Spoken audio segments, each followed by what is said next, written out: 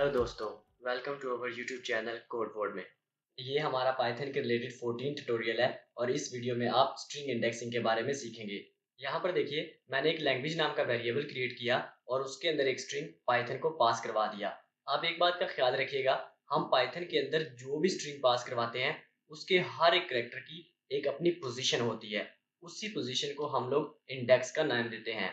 और उसके बाद आप एक बात का और ख्याल रखिएगा कि हमारे पास पाइथन के अंदर जो इंडेक्सिंग होती है वो 0 से स्टार्ट होती है।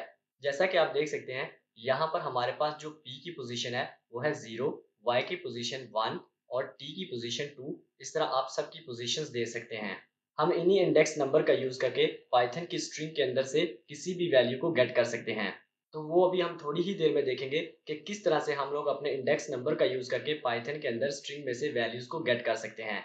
बट उससे पहले एक बात का ख्याल रखिएगा कि आप जिस तरह पाइथन के अंदर फॉरवर्ड डायरेक्शन के अंदर स्ट्रिंग में से किसी भी वैल्यू को गेट कर सकते हो उसके इंडेक्स नंबर को यूज करके, आप इसी तरह पाइथन के अंदर रिवर्स डायरेक्शन में भी स्ट्रिंग में इंडेक्सिंग कर सकते हैं। उसके लिए आपने जस्ट करना क्या है कि आपने इंडेक्स के साथ माइनस को ऐड कर देना है। जिस तरह के आप एग्जाम्पल में भी देख सकते हैं, यहाँ पर हमारे पास n की जो पोजीशन है वो है -1, o की -2, h की -3 और इस तरह आप सबकी पोजीशंस को भी देख सकते हैं। तो इस तरह आप पाइथन के अंदर फॉरवर्ड डायरेक्शंस के अंदर भी स्ट्रिंग की वैल्यूज को गेट कर सकते हैं और रिवर्स डायरेक्शन के अंदर भी अपनी वैल्यूज को गेट कर सकते हैं। तो चलिए अब हम देखते हैं कि किस तरह से हम लोग पाइथन के अंदर स्ट्रिंग इंडेक्सिंग कर सकते हैं।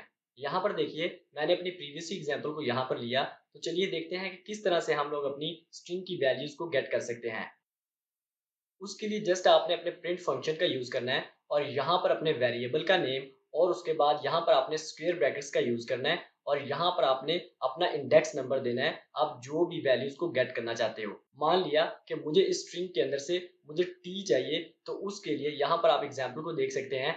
यहाँ पर मैंने प्रिंट फंक्शन का यूज किया और अपने वेरिएबल की जगह मैंने अपने वेरिएबल का नाम दिया लैंग्वेज और उसके बाद इंडेक्स नंबर पर मैंने 2 को पास करवा दिया। आप इस तरीके से आप पाइथन की स्ट्रिंग में से किसी भी वैल्यू को गेट कर सकते हैं उसके इंडेक्स नंबर को पास करके।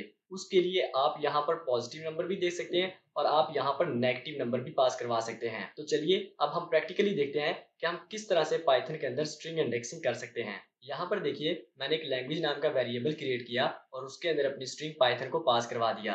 अब हम देखेंगे कि किस तरह से हम स्ट्रिंग के अंदर इंडेक्सिंग कर सकते हैं। उसके लिए जस्ट मैं अपना प्रिंट फंक्शन यूज करूंगा और उसके बाद अपने वेरिएबल का नेम लैंग्वेज और फिर स्क्वायर ब्रैकेट्स और उसके बाद यहाँ पर आपने अपना इंडेक्स नंबर पास करवाना है। मान लिया कि मुझे यहाँ पर t की वैल्यू चाहिए, तो उसके लिए मैं यहाँ पर 0, 1, 2, तो यहाँ पर मैं अपना जो नंबर यूज करूंगा वो 2 को यूज करूंगा। यहाँ पर देखिए, मैंने यहाँ पर 2 पास करवाया। तो चलिए अब हम इसके आउटपुट को चेक करते हैं।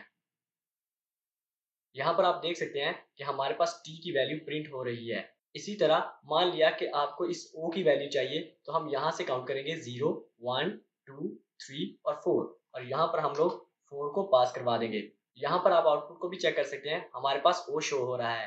जिस तरह के मैंने आपको बताया कि आप पाइथन के अंदर फॉरवर्ड डायरेक्शन में भी इंडेक्सिंग कर सकते हैं और रिवर्स डायरेक्शन में भी कर सकते हैं। तो चलिए अब हम कुछ एग्जाम्पल रिवर्स की चेक करते हैं। मान लिया कि आपके पास एक स्ट्रिंग है और उस स्ट्रिंग में जो लास्ट कैरेक्टर है उसकी पोजीशन का आपको नहीं पता। उसके लिए जस्ट आप यहाँ पर माइनस पास करवा देंगे और यहाँ पर हमारा -1 क्या काम करेगा, वो हमारे स्ट्रिंग का लास्ट कैरेक्टर को हमारी आउटपुट में शो करवाएगा। जिस तरह के आप एग्जाम्पल में भी देख सकते हैं, यहाँ पर वो हमें n को शो करवा रहा है। तो इस तरह आप पाइथन के अंदर स्ट्रिंग में से किसी भी वैल्यू को आप गेट कर सकते हैं इंडेक्स नंबर का यूज करके। यहाँ पर मैंने दूसरी एग्जाम्पल को भी ट्राई करना था, बट ये आपके लिए क्विज है।